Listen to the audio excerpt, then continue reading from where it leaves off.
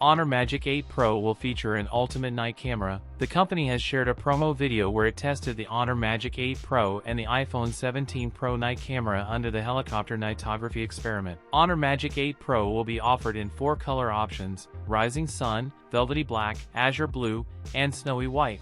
Honor Magic 8 Pro hands-on unboxing video leaks. The images also show the new AI button and a flat metal frame.